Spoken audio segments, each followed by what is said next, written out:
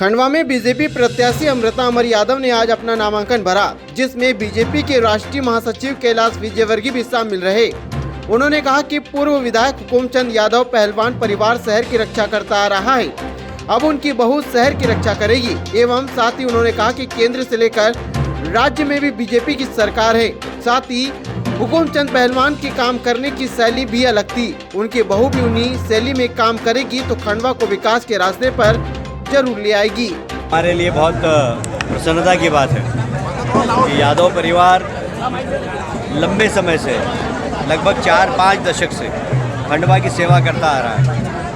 हमने हुकुमचंद जी को विधायक के रूप में देखा, उनके पुत्र को मंगल को और अमर को पार्षद के रूप में देखा, अब हम उनकी बहू को महापौर के रूप में देखें। सेवाभावी परिवार है, सक्षम परिवार।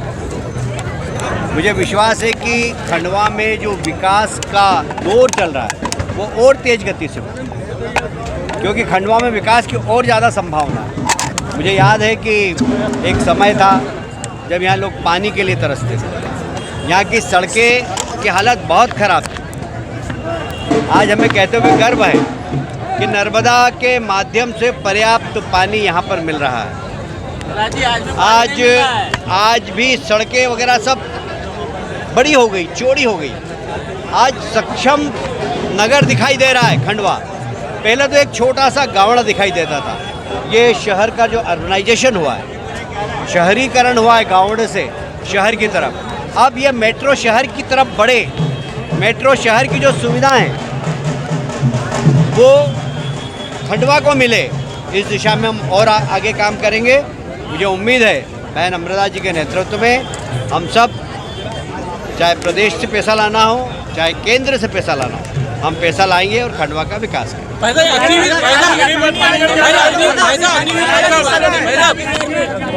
वहीं दूसरी तरफ कांग्रेस के महापौर प्रत्याशी आशा अमित मिश्रा भी नामांकन दाखिल करने पहुंचे, जहां कांग्रेस आशा मिश्रा ने बीजेपी पर कई बड़े आरोप लगाए।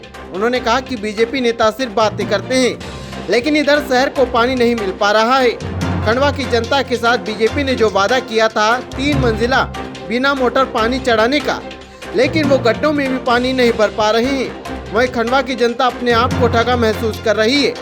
नामांकन प्रक्रिया में अरुण यादव भी मौजूद रहे।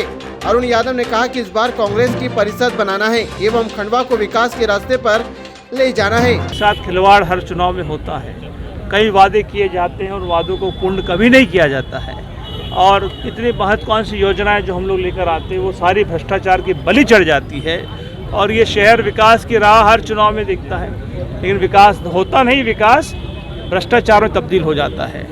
तो पूरी कांग्रेस एकजुट होकर इस चुनाव में भाग ले रही है और मुझे पूर्ण विश्वास है कि हम लोग सब लोग मिलकर इस बार कांग्रेस के प्रत्याशी को जिताएंगे।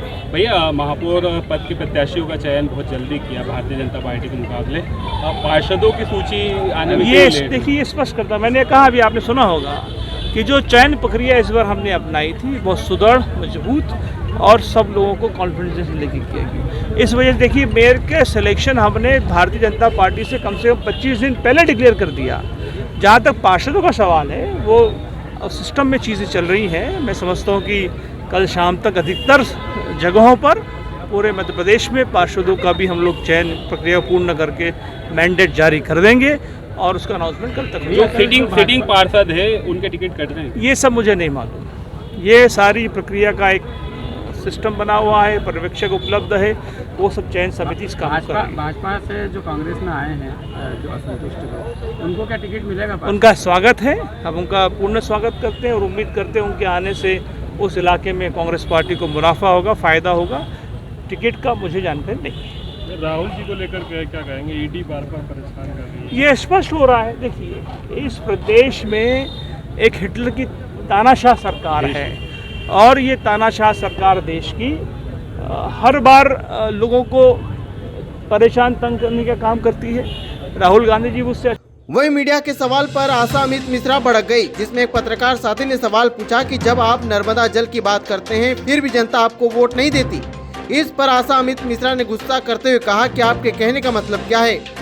हालांकि बाद में सवालों पर टाल मटोल करते नजर आए। दाखिल किया है, क्या कहेंगे आप?